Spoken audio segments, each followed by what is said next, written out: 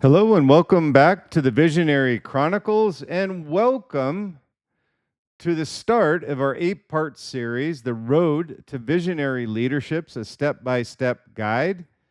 And the first episode we're going to be talking about today is cultivating a visionary mindset. And what does that mean?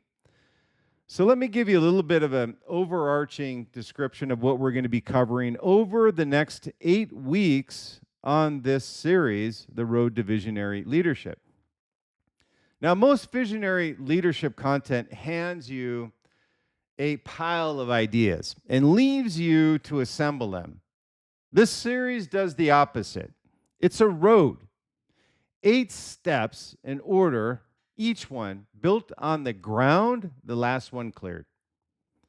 We start inside your own head because nothing downstream works until the mindset's right.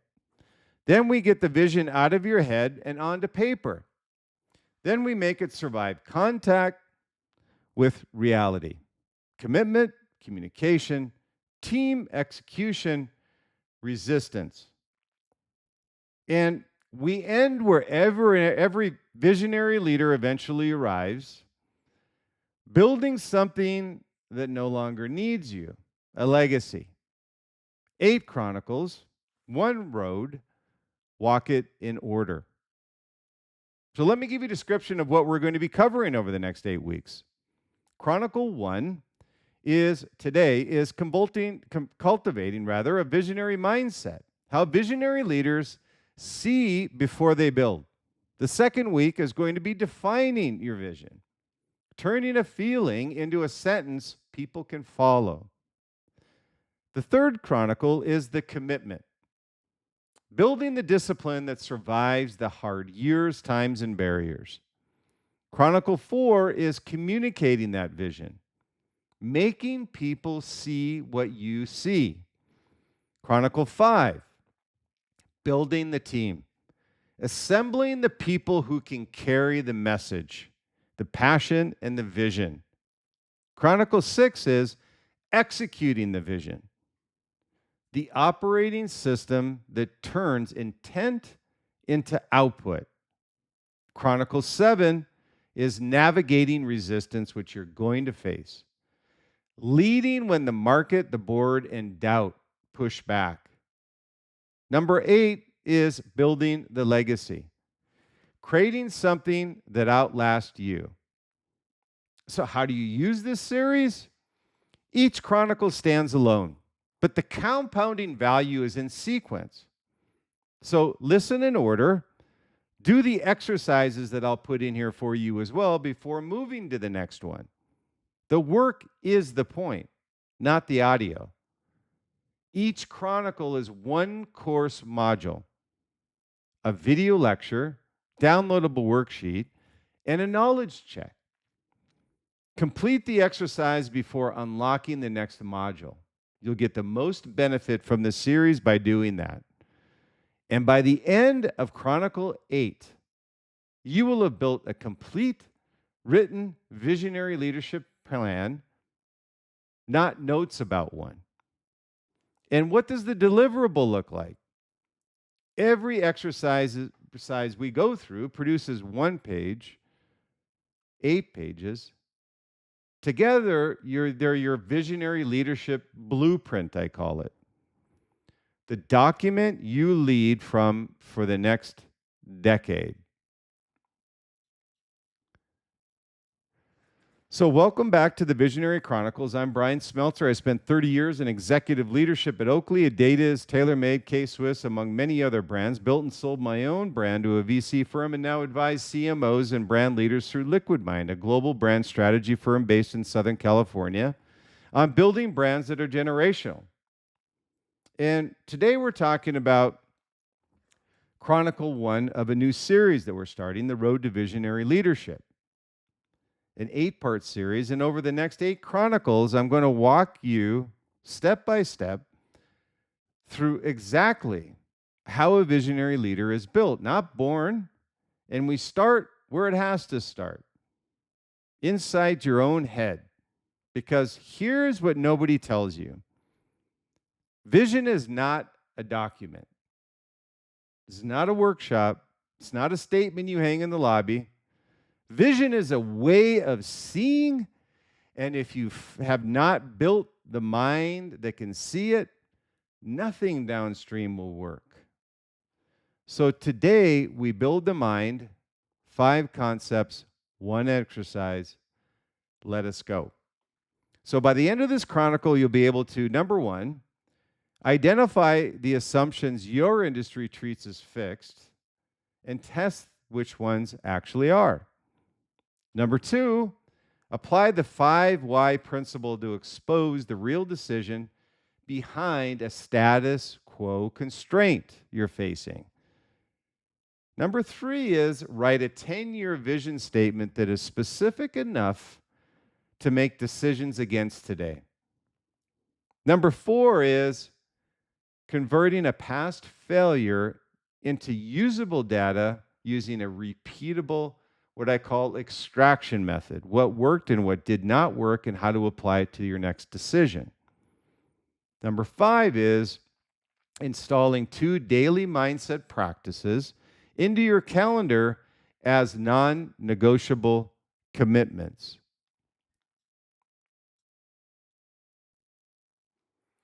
So when we look at the visionary leader, let me tell you why almost every vision exercise you have sat through failed.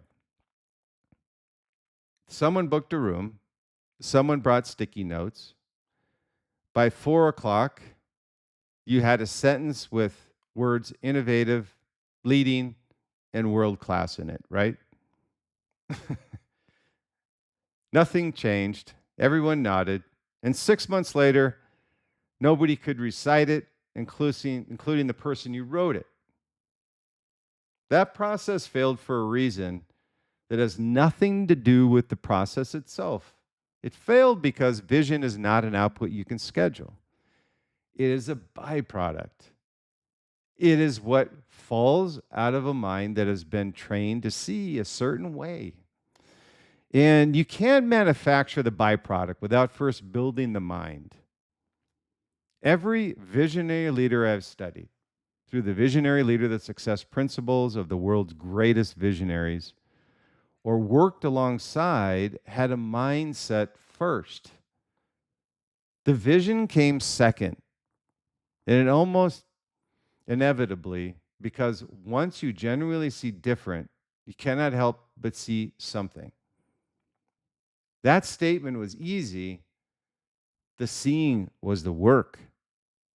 That vision, the foresight, future casting, I call it.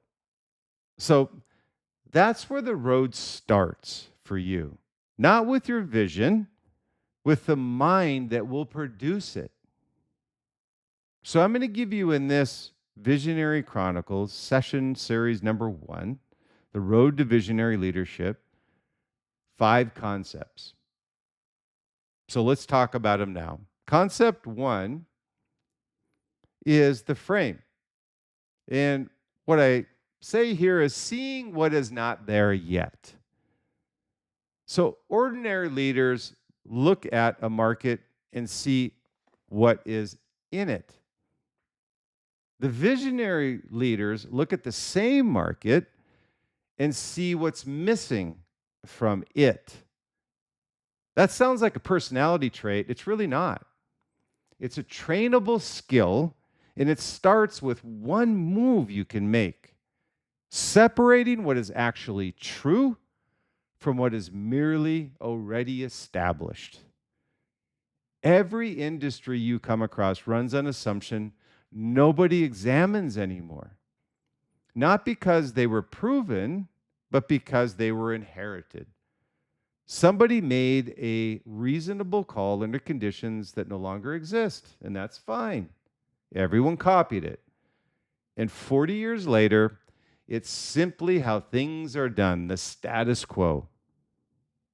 It hardened into a fact without ever having been one. So the visionary principle here is, so the first discipline is to hunt those inherited assumptions and ask one question. Is that a law or is that a habit? Laws are enforced by reality. Physics is a law. Unit economics is a law. You work with them. Habits are enforced by agreement. Price points are habits. Distribution models are habits. Category definitions are always habits. And a habit that everyone mistakes for a law is the single richest opportunity in any industry you'll come across. Let me say that again. And a habit that everyone mistakes for a law is the single richest opportunity in any industry you'll come across. Because your competitors aren't defending it. They can't even see it. So let me give you a brand example of this in action. In 2007, Airbnb's founder was told repeatedly, people will not sleep in a stranger's home. That was treated as fact about human nature. It was a habit of thought formed in the absence of any mechanism for strangers to trust each other. They did not change human nature. They built the mechanism and the fact evaporated. Everyone else saw a law. They saw a missing system. Number two is Red Bull. When Red Bull tested in the 1980s, the taste reportedly scored among the worst ever in the beverage test. You think it would have ended there, but the legend continued. Every assumption said a drink must taste good to sell, but they were not selling a beverage. They were selling a function. Taste was a law for soft drinks. It was only a habit for what he was actually trying to build, which did not exist yet, and therefore had no rules. So here's the teaching principle on this concept. It's called the law or habit test. Every constraint in your industry is either a law or a habit. A law is enforced by reality, a habit is enforced by agreement. Visionary leaders build their careers in a gap between the two because a habit that everyone mistakes for law is undefended territory. Ask for any constraint. Who enforces it? If the law is physics, math, or biology, it is a law. Work with it. If the answer is everyone just does it that way, it's a habit, and it's yours to break. So here's how I want you to apply this concept. List 3 things everyone in your industry believes are simply just true. For each, ask, who enforces this? Reality or agreement? The first one, where the honest answer is agreement, is where your vision lives. Sit with this for a week. The second concept is the question. Curiosity as an operating discipline. Once you can spot a habit masquerading as a law, the next skill is knowing what to do with it. The tool is, quite frankly, embarrassing and simple. It is the question. Here's the problem. As you become more senior, asking questions gets socially expensive. You're supposed to know. Asking why does this cost so much in a room of experts feels like admitting you don't belong there. So people just stop asking. And the moment an organization stops asking basic questions, it stops seeing. The vision is distorted. Visionary leaders, by the way, are immune to that embarrassment. They have humility, not because they are braver, but because they have noticed the naive question is almost always the valuable one. So here's your leadership principle. The discipline is not asking one question. It is refusing to stop at the first answer. The first answer always describes the mechanism. That is how the industry works. That is what the supplier charges. All true and all useless. Because a description is not a reason. Keep going further, dig deeper. By the 4th or 5th, you'll hit one of the 2 things. either a genuine law and you now understand your industry more deeply than your competitors do, or the chain terminates in nothing at all. Someone decided this long ago and nobody has revisited it since. The second outcome is a business. Let me give you a brand example. Warby Parker. In 2010, a few graduate students actually asked the question what everyone in eyewear had stopped asking. Why do glasses cost $500? First answer, that's the retail price. Why?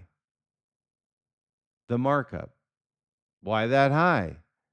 Keep pulling, and the chain terminates somewhere uncomfortable. Market structure, not optics manufacturing. Nobody in the industry was asking because everyone in the industry already knew. Knowing is what stopped them from seeing. So here's the fifth why, the teaching principle. The first answer describes the mechanism. It's never the reason. Reasons live 4 or 5 layers down. Ask why one or two things happens. You hit a law you do not previously understand, which makes you smarter than your competitors, by the way, or the chain terminates and nobody has revisited this, which makes you rich. The naive question is the expensive one to ask and valuable one to have asked. Seniority is what stops most leaders from asking it. Refuse this trade-off. And here's your application on concept 2. Take the habit you identified in concept 1, ask why 5 times, writing each answer down. Do not stop early because the answer sounds authoritative. Authoritative is not the same as true. Where the chain ends is your finding. Bring it to your team this week and watch what happens. Concept 3 is what I call the long view. Thinking in decades, deciding in days. Here's the shift almost nobody makes because everything about modern business is engineered to prevent it. Your board thinks in quarters. Your comp plan thinks in years. Your competitors think in launch cycles. And so, gradually, without ever deciding to, you start thinking in the same unit by default. Becomes a habit, right? The time horizon of the people around you becomes the time horizon of your mind. Visionary leaders run with a different clock, not because they ignore the quarter, they hit the quarter, but because the quarter is not where the vision lives. It is just the terrain they cross on the way to something 10 years out. The discipline is holding 2 horizons at once without letting either eat the other. Most leaders collapse into one. Collapse into a short horizon, and you become an operator, competent, reactive, strategically irrelevant. Collapse into the long one, and you become a dreamer, inspiring, and out of business by Q3. The visionary leader keeps both live. The 10-year view tells you which direction. The 90-day view tells you which step. The tension between them is not a problem to solve. It is the job of the visionary leader.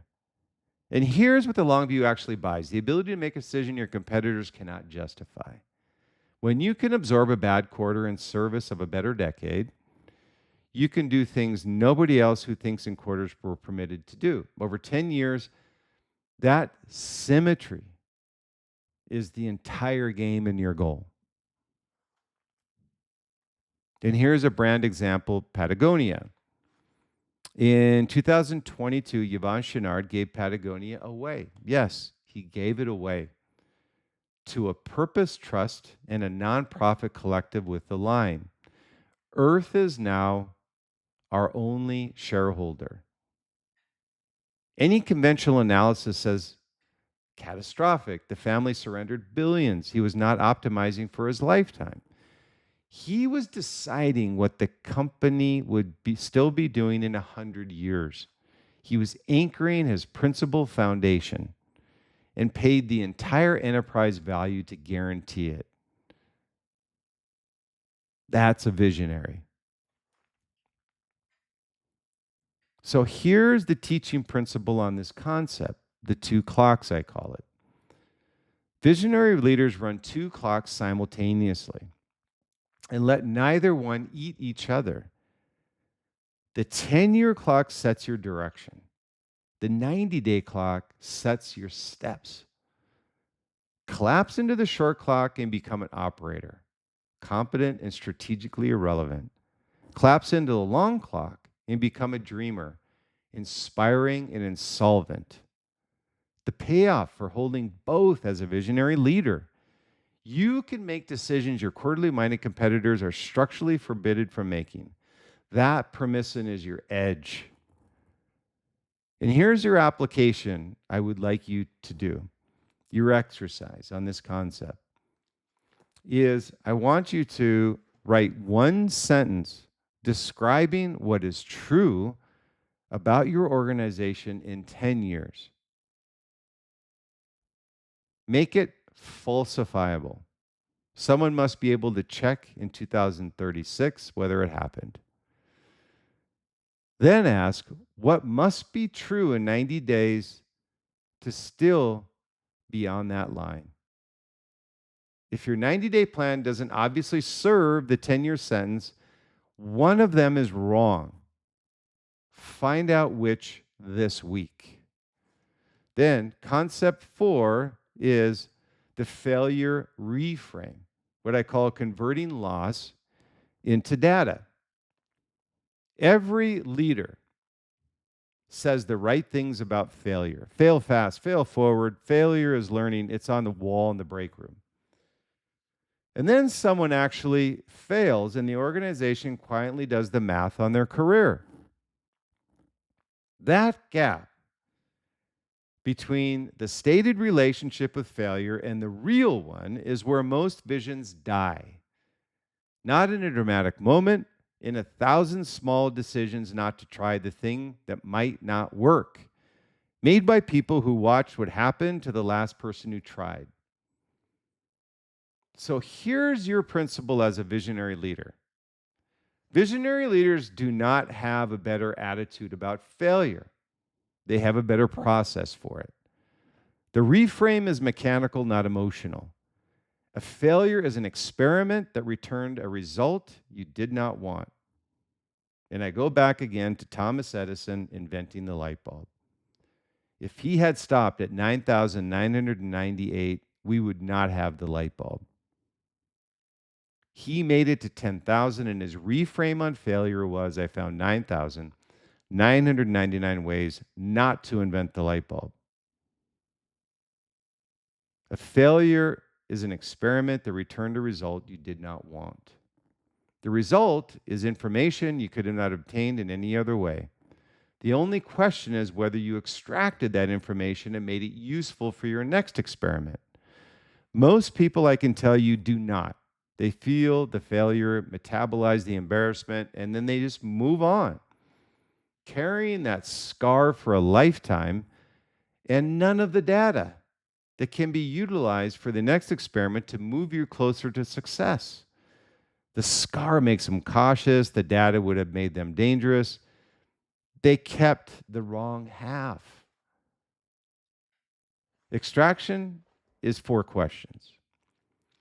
What did I believe going into this experiment? What actually happened? Which specific belief was wrong? And the one nobody asks. What do I now know that my competitors who did not run this experiment still do not know? Your failures are proprietary research. Treat them that way. Nobody else paid for them. Nobody else has these findings but you. Let me give you a brand example of this concept. James Dyson built 5,127 prototypes. 5,126 failed. That gets told as a story about persistence. the shallow reading.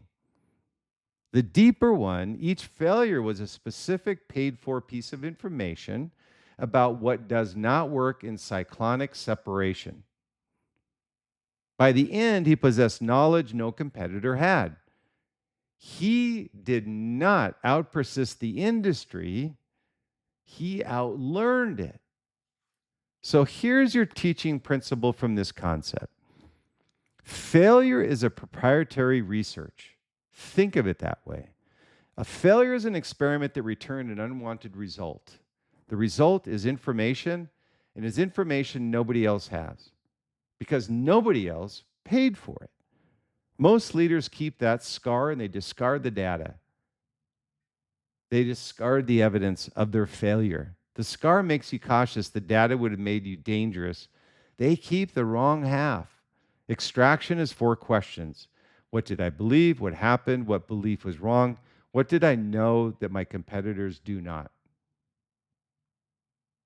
Run these 4 and the failure has been paid for. Skip them and you've paid for nothing.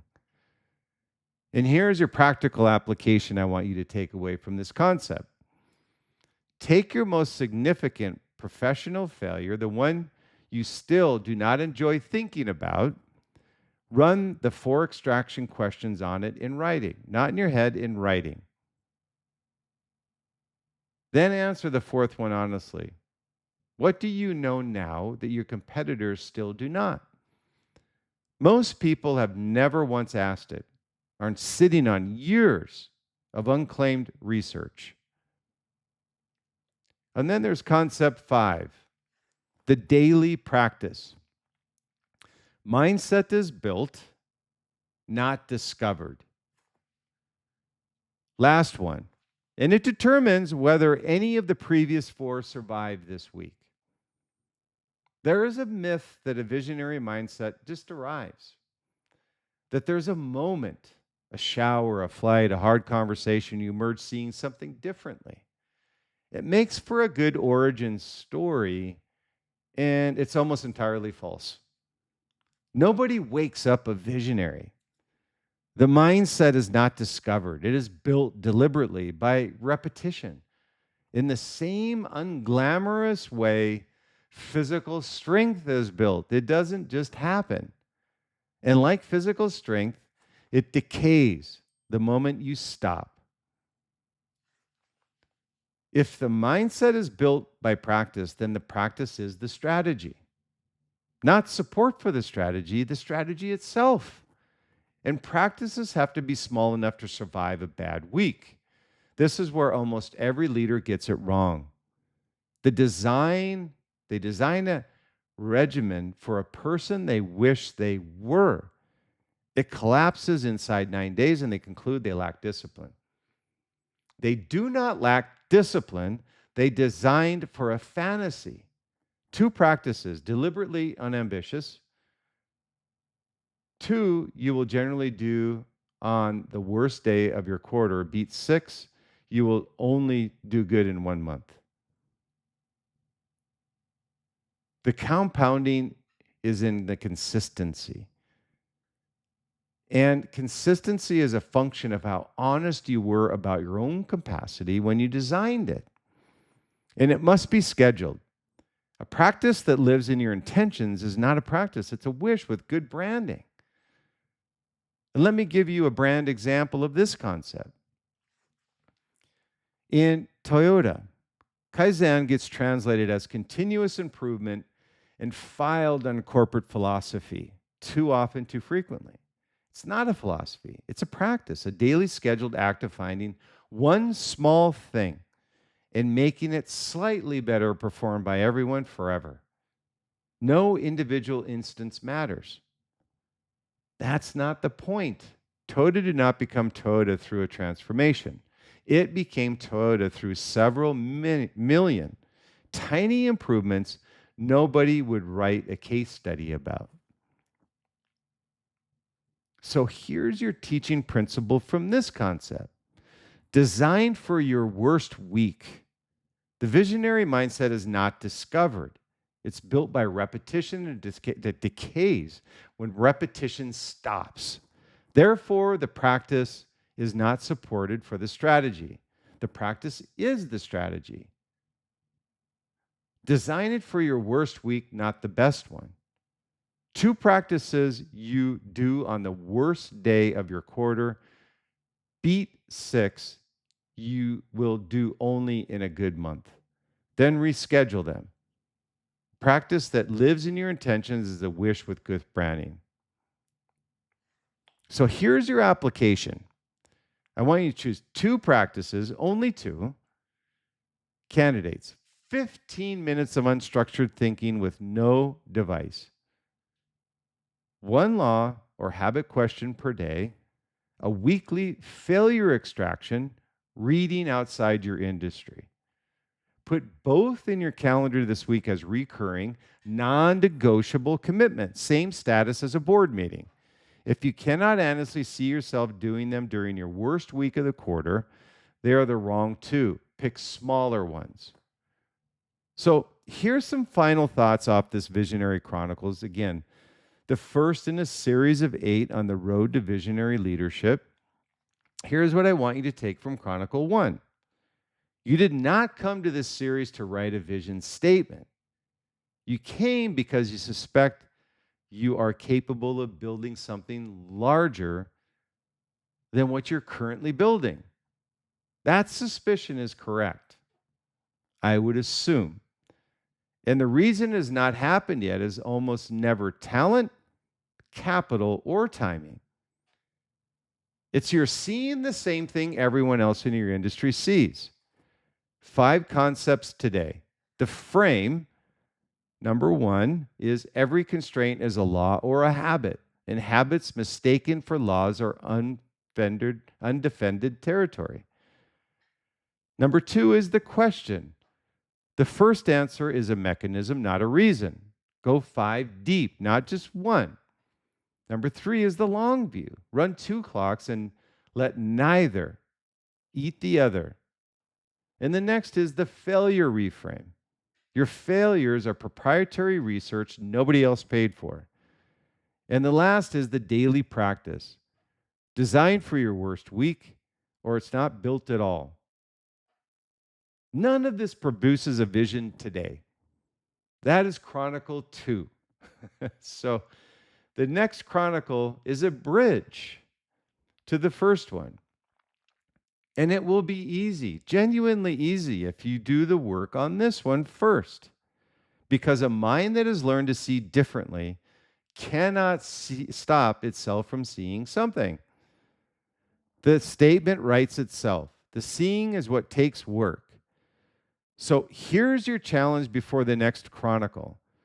Do the exercise, all 5 parts in writing, 1 page. And let me be direct because it matters.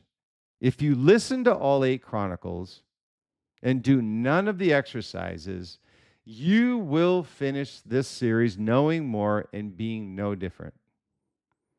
That is the trap of leadership content, and do not want you in it. The work is not the audio. The work is the page. 1 page before Chronicle 2. The vision is not the thing you write down. The vision is the way of seeing that produced it. Today you started building the way of seeing. Visualize, conceptualize, realize. So if this episode resonated with you, I encourage you to pick up a copy of The Visionary Leader, The Success Principles of the World's Greatest Visionaries. It's available now at Amazon, wherever books are sold. This book draws directly from the frameworks we discuss on this show. It's really your blueprint for building the kind of leadership that creates generational impact. The link is in the show notes. And again, this was Chronicle 1 of the Visionary Leadership, an 8-part step-by-step guide. And next up will be Chronicle 2, Defining Your Vision, where we take the mind you just started building and get the vision out of your head and onto 1 page. Follow the show so you do not miss it.